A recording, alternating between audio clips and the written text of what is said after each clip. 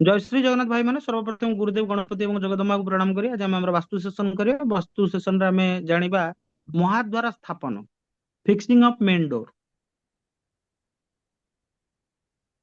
घर तैयारी रा प्ले लिस्ट रे ही एटा ऐड हबो भाई। आपण माने मन रखिथांदु गोटे कथा जे सबुटु घरर जदी सबुटु कोड गोटे सबु जे कोनसी घर थाउ तार सबुटु जदी इंपोर्टेंट कोनसी जगह थाए ताले हैला सेटा तार महाद्वार द सेटा बेस्ट माने सेटा होउची सब की आमे एते सारा जो वास्तु करूछु only to identify to detect कि भाई महाद्वार टा को जोन अंडर रे जाउछि। 80% जिनिस 80% खाली गोटे जिनिस न 80% ऑफ योर वास्तु आपनको घरर वास्तु आपनको महाद्वार ऊपर डिपेंड करे। आपनको महाद्वार जदी भलो जोन रे अछि पॉजिटिव जोन रे अछि आपनकर वास्तु रे जदी घर भीतर किछि भी गड़बड़ अछि चली जिवो किंतु महाद्वार जदी नेगेटिव जोन रे अछि वास्तु भीतर भलो अछि ताले काम देबन। आ महाद्वार विषय में ऑलरेडी वास्तु मौलिक ज्ञान रे बहुत सारा वीडियो कर देछु आपण माने प्ले लिस्ट रे ज्योति जो वास्तु मौलिक ज्ञान रे देखिने तेणु ये जो जिनिसटा जेते इम्पोर्टाट से जिनिसटा को करिया पई सेतिकी सतर्कता अवलंबन करने पड़े। महाद्वार जदि कौन लोक स्थापन करिवो जो चौकाटा लगाती सेटा शुभ मुहूर्त देखि करा जाए। जदि आपण माने महाद्वार जोन डिटेक्ट कर सारा पर लेट्स आपण जोन डिटेक्ट करदेले आपण जानले जे मोर एई जोन रे मु एठी मोर महाद्वार घरर बनेइबी आ मु कोन कली ना मु एठी महाद्वार तयारी करिवि आउ आपण कोन कले ना मन इच्छा गोटे दिन किछि पंचांग भंचांग देखिले नाही सीधा मन इच्छा गोटे दिन आपण कोन कले ना गोटे काठर कि सिमेंट र किणी आनले महाद्वार स्थापन करदेले देन एटा भी गोटे गहिरत अपराध अटे। यार व्यतिक्रम अत्यंत अशुभकारक अटे।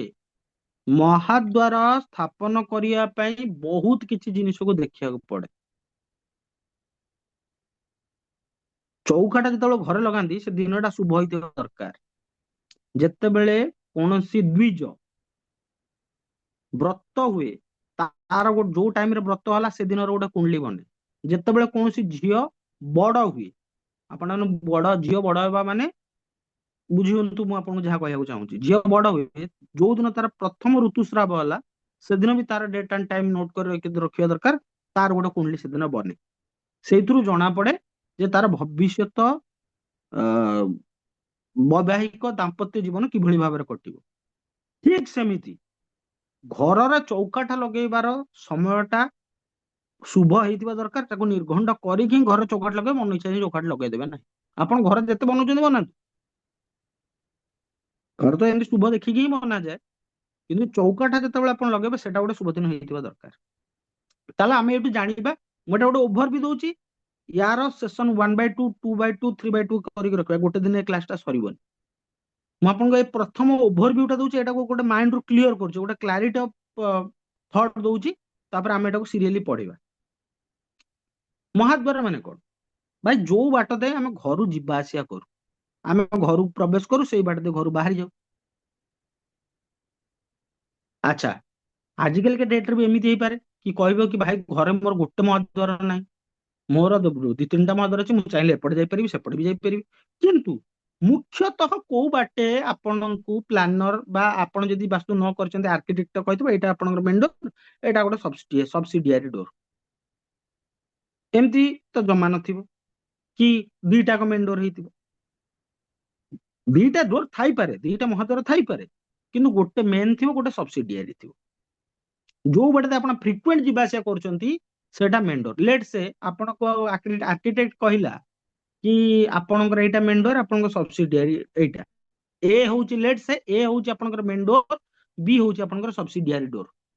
ଆପଣ କଣ କଲେ ନା ଏ ଡୋର ବାଟେ ଯିବାକୁ ଏତେ ପସନ୍ଦ କଲେନି ବି ସବସିଡିଆରୀ ଡୋର ବାଟେ ଯିବା ଆସିବା କଲେ ତାହେଲେ ବର୍ତ୍ତମାନ ପାଇଁ ସେଇଟା ହେଲା ଆପଣଙ୍କର ମହାଦ୍ୱାର।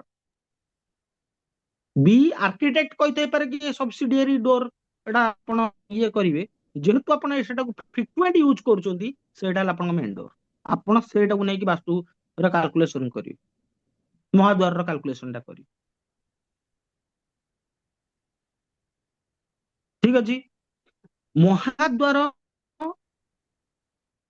ଗଲା ଯୋଉ ଚୌକାଠର ଡୋରଟା ଫ୍ରେମ ହବ, ସେ ଫ୍ରେମଟା କଣ ହବ ନା ଅଯୁଗ୍ମ ସଂଖ୍ୟାର ହେଇଥିବା ଦରକାର। 1 3 5 ଯୁଗ୍ମ ସଂଖ୍ୟାର ହେବ ନାହିଁ। ବାସ୍ତୁ ମତେ ଯୋଉ ଚୌକାଟା ୟୁଜ ହବ ସେଟା ଯୁଗ୍ମ ସଂଖ୍ୟାର ହେବ ନାହିଁ। ଠିକ ଅଛି। ତାପରେ ହେଲା ଏଫେମେରିଜ। ଏଫେମେରିଜ ମାନେ ଜ୍ୟୋତିଷର ଯୋଉ ପଞ୍ଚାଙ୍ଗଟା ଆମେ ଦେଖୁ, ଦିନ ବାର ତିଥି ନକ୍ଷତ୍ର ଯୋଗ, ଏ 5ଟା ଜିନିଷ ଶୁଦ୍ଧ ହୋଇଥିବା ଦରକାର। ସେଥିପାଇଁ ପାଞ୍ଜି ବାହାରୁଛି, ପାଞ୍ଜିର ଶୁଭ ନିର୍ଣ୍ଣୟର ସମୟ ବାହାରୁଛି, ସେଟାକୁ ଆପଣ ଦେଖିବା ଦରକାର। ଆମେ ଏଟାକୁ ପାଞ୍ଜି କଣ ପାଇଁ ଦେଖିବା, ଆମେ ପାଞ୍ଜିଟାକୁ କଣ ପାଇଁ ଦେଖିବା ସେଇଟା ଆମେ ନେକ୍ସଟ କ୍ଲାସରେ ପଢିବା। କାହିଁକି ଦେଖିବା ମୁଁ ଖାଲି ଗୋଟେ ବିବରଣ କରିକି ଟୁ ବି କଣ୍ଟିନ୍ୟୁଡ କରୁଛୁ ଛାଡି ଦଉଛି। ରାଜବାବୁ ଏଇଟା 1/2 ଲେଖିବେ, ଆଉ ଯୋଉ ନେକ୍ସଟ ଯୋଉ ଭିଡିଓଟା ହବ ସେଟା 2/2 କରିକି ରଖିବେ ଘର ତିଆରିର ପାର୍ଟରେ। ମୁଁ ଆପଣଙ୍କୁ ଏଇଥିପାଇଁ କହୁଛି ସେଟା ଭଲସେ ଡିଟେଲ ଆପଣ କୁଲ ମୁଡରେ ବୁଝିବା ଦରକାର। ଯେ ଦେଖନ୍ତୁ, ରାହୁ ମହାରାଜ ହେଉଛନ୍ତି ୱିଣ୍ଡ। ତାଙ୍କର କୋଉ ଦିଗକୁ କୋଉ ଦିନ ମୁଣ୍ଡ ରହିବ, ରାହୁ କୋଉ ଦିଗରେ ଅଛନ୍ତି, ସେଇଟା ଆପଣଙ୍କୁ ଚେକ୍ କରିବାକୁ ପଡିବ। ଯେମିତି ରବିବାର ଦିନ ରାହୁ ରହନ୍ତି ନିଜ ଜାଗାରେ ସାଉଥ ୱେଷ୍ଟ ଡିରେକ୍ସନରେ। ସୋମବାର ଦିନ ବେଳକୁ ରାହୁ ମହାରାଜ ଉତ୍ତର ଦିଗକୁ ପଳେଇଥିବେ। ମଙ୍ଗଳବାର ଦିନକୁ ରାହୁ ମହାରାଜ ସାଉଥ ଇଷ୍ଟକୁ ପଳେଇ ଆସିଥିବେ। ସେଇ ଦିନରେ ଯଦି ତମେ ଯୋଉ ଘରର ଦ୍ୱାର ଯୋଉଠି, ଲେଟ ସେ ସୋମବାର ତମେ କଣ କଲ ନା ତମର ନର୍ଥ ଦିଗର ନର୍ଥ ଫେସିଂ ହାଉସ ଅଛି, ତମେ ଚୌକାଟା ଲଗେଇବ। ସୋମବାର ଦିନ କହିଦେଲା ଚୌକାଟା ଲଗେଇବା ପାଇଁ, ତ ରାହୁ ମହାରାଜ ତ ସେଇଦିନ ସେଇ ଉତ୍ତର ଦିଗରେ ବସିଛନ୍ତି। ତମେ ସେଦିନ ଚୌକାଟ ଲଗେଇଲେ, ତମେ ତ ଏଫିମେରିଜ ବିଷୟରେ ଜାଣିନ, ତମ ପ୍ରୋବ୍ଲେମ ହେଲା। ମୋ କଥାଟା ବୁଝିପାରୁଛ ତ? ତେଣୁ ଆମେ ସେ ରାହୁ ମହାରାଜଙ୍କର, ଆଉ ବାସ୍ତୁ ପୁରୁଷଙ୍କ ମୁହଁଟା କୁଆଡେ ଅଛି, କୋଉ ମାସ ଚାଲିଛି, ବାସ୍ତୁ ପୁରୁଷ ମୁହଁ କୁଆଡେ ଅଛି, ନାଗ କୋଉଠି ଅଛି, ହୁଁ ନାଗ କଣ ସେଇଟା ବି ଗୋଟେ ବଡ ଟପିକ। ଅଷ୍ଟନାଗ କେମିତି ହୁଁ ବୁଲୁଛନ୍ତି, କୋଉଠି ଅଛନ୍ତି, କଣ ଅଛନ୍ତି, ସେଇଟା ବି ଜାଣିବା ଦରକାର। ତମେ କଣ କରିବ ନା, ଆପଣ ମାନେ ଏଇଟା ମନେ ରଖିଥାନ୍ତୁ। ମୁଁ ଏଇଟା କହୁଛି କାହିଁକି କହୁଛି, ମାନେ ଭାଇ ମୁଁ ଦେଖିଛି, ମାନେ ଏଇଟା ମୁଁ ପୁରା ଆପଣ ମାନେ ବି ଅନୁଭବ କରିଥିବେ। ଭାଇ କାହାର ନୂଆ ଘର ତିଆରି ହେଇଥିବ, ସେ କାହାଠୁ କନସଲଟେସନ ନ ନେଇକି ମନକୁ ମନ ଘର ତିଆରି କରିଥିବ, ଆପଣ ମାନେ ଦେଖିଥିବେ ତା ଘରୁ କିଏ ଗୋଟେ ମରିଯିବଣି, ତାର କାହାର ଗୋଟେ ଆକ୍ସିଡେଣ୍ଟ ହେଇଯିବଣି, କାହାର ବ୍ରେନ ଷ୍ଟ୍ରୋକ ହେଇଯିବଣି, କାହାର ଗୋଡରେ ଚୋଟ ଲାଗିବଣି। ନୂଆ ପୁରା ଘର ତିଆରି ହବ ଠିକ, ମାନେ ଯେମିତି ପୁରା ହେଲେ ଠିକ। ନୂଆ ଘର କି ଭାଙ୍ଗିକି ଷ୍ଟାର୍ଟ କରନ୍ତି, ଯୋଉ ଆଉଥରେ ରିଷ୍ଟାର୍ଟ କରନ୍ତି, ଏଟା ମୁଁ ଦେଖିଛି ଆମର ରିଲେଟିଭ୍ସଙ୍କର, ଦେଖିଛି ଭାଇ, ବାସ୍ ପୁରା ଠିକ। କା- କାହାକୁ କିଛି ପଚାରିବେନି, ମନ ଇଚ୍ଛା କରିଦେବେ, ଏମିତିଆ ଷ୍ଟାର୍ଟ ହେଇଯିବ। କାହିଁକି? ସେମାନେ ନାଗ ସହିତ ଖେଳି ଦିଅନ୍ତି, ଆଇଦର ନହେଲେ ରାହୁ ସହିତ ଖେଳି ଦିଅନ୍ତି। ସେମାନେ ଜାଣିନଥାନ୍ତି। କହିଲେ କଣ, ଆମକୁ ଯାହା ଆଖିକି ଦେଖାଉଛି ତାକୁ ତ ଆମେ ବିଶ୍ୱାସ କରିବୁ। ଭାଇ ସୁପର ନ୍ୟାଚୁରାଲ ଥିଙ୍ଗସ ଦେଖାଯାଏ ନାହିଁ, ପବନକୁ ଦେଖି ପାରୁନ, ତାହେଲେ ଫ୍ୟାନ ଲଗେଇକି ପବନକୁ ତମେ ଜାଣିପାରୁଛ ନା ଏ ଓ ପବନଟା ବାଜିଲେ ଥଣ୍ଡା ଥଣ୍ଡା ଲାଗୁଛି। ତେଣୁ କହିବାର ତାତ୍ପର୍ଯ୍ୟ ହେଲା, ଅନେକ କିଛି ଦୋଷ ଅଜାଣତରେ ଆମେ ଏମିତି କରିଚାଲିଛୁ। ଆମେ ସିନା ଆଷ୍ଟ୍ରବାସ୍ତୁ ପଢୁଛୁ ବୋଲି କହିପାରିବା ଯେ ଏମିତି ଅନେକ କିଛି ଦୋଷକୁ ଆମେ ନିବାରଣ କରିବା ପାଇଁ ଚେଷ୍ଟା କରିପାରିବା। ଆମେ ଜୀବନରେ ତ ପ୍ରତ୍ୟେକ କ୍ଷେତ୍ରକୁ ଚେକ୍ କରିପାରିବା ନାହିଁ କି ଏଇ ଜିନିଷଟା ଏମିତି ବିଧି ମୁତାବକ ହେଲା କି ନାହିଁ। ସେଇଥିପାଇଁ ପ୍ରତ୍ୟେକ ଲୋକଙ୍କୁ ସ୍ପିରିଚୁଆଲ ରହିବା ଦରକାର, ପ୍ରତ୍ୟେକ ଲୋକଙ୍କୁ ଗୁରୁ ଗ୍ରହଣ କରିବା ଦରକାର, ପ୍ରତ୍ୟେକ ଲୋକଙ୍କୁ ଜଗନ୍ନାଥଙ୍କୁ ମାନିବା ଦରକାର। ମାନିବା ମାନେ କଣ, ସିଏ ତ ସ୍ଵୟଂ ପ୍ରତିଷ୍ଠିତ, ମାନେ ତାଙ୍କ ପ୍ରତି ଭକ୍ତିଭାବ ରଖିବା ଦରକାର। କି ଅଜାଣତରେ ତମ ଭିତରେ ହଉଥିବା ବିଧିର ଏଗେନଷ୍ଟରେ ହଉଥିବା ଅଜାଣତର ଅନେକ ଯୋଉ କାର୍ଯ୍ୟ ଗୁଡାକ, ସେଗୁଡା ତାଙ୍କ ଦ୍ୱାରା ତ ଆମେ ସେଟା ନେକ୍ସଟ ସେସନରେ ପଢିବା। ଘର କାହିଁକି ଏମିତିଆ ପ୍ରୋବ୍ଲେମ ହୁଏ, ଚୌକାଟ ଦେବା ପୂର୍ବରୁ ଏମିତି କଣ ପାଇଁ ପ୍ରୋବ୍ଲେମ ହୁଏ, ଆଉ କୋଉ କୋଉ ଦିଗ ପ୍ରତି ଆମକୁ ଧ୍ୟାନ ରଖିବାକୁ ହବ। ରାହୁ ମହାରାଜ, ନାଗଙ୍କର ଫେସ୍, ଆଉ ଦିଗ ଯୋଉ ରାଶି ଅନୁସାରେ ଦିଗଶୂଳ, ଏ ତିନିଟା ଜିନିଷ ଆପଣ ଚେକ୍ ନ କରିକି ଆପଣ ଘର ତିଆରି କରନ୍ତୁ ନାହିଁ। ଏଇଟା ମୋର ହାତ ଯୋଡି ସମସ୍ତଙ୍କୁ ରିକ୍ୱେଷ୍ଟ। ଆପଣ ଅଜାଣତରେ କୋଉ ଗ୍ରହକୁ ଆକ୍ଟିଭେଟ କରିବେ ଭାଇ। ବାସ୍ତୁ ଗୋଟେ ଏମିତିଆ ଜିନିଷ, ତମକୁ ରାଜାରୁ ରଙ୍କ ମାନେ ମାନେ ଭିକାରୀ କରିଦବ, ଏବଂ ଗୋଟେ ଭିକାରୀକୁ ଗୋଟେ ରାଜା କରିଦବ। ମୁଁ ଆପଣଙ୍କୁ ଗୋଟେ ଏକ୍ସାମ୍ପଲ ଦଉଛି। ଆମେ ଗୋଟେ ବାସ୍ତୁ କରିବା ପାଇଁ ଯାଇଥିଲୁ, ଦେଖିବା ପାଇଁ ଯାଇଥିଲୁ ନୟାଗଡ଼। ସେ ପାହାଡ ଉପରେ ଅଛି ପ୍ଲଟ। ସିଏ ତାଙ୍କୁ ପଚାରିଲେ, ସେ ଦେଖିଲେ ବହୁତ ଠିକ ଥିଲା, କିଛି ଭୁଲ ନଥିଲା, ଦି ତିନିଟା ଜିନିଷ ଭୁଲ ଥିଲା, ତାକୁ ଠିକ ଠାକ କରାହେଲା, ମାନେ ଉପଚାର କରାହେଲା। ଆପଣ ବିଶ୍ୱାସ କରିବେ ସେ ଘରକୁ ସେ ଯୋଉ ଦିନଠୁ ଆସିଲାଣି, ସେ ଘରକୁ ଆସିବା ପରଠାରୁ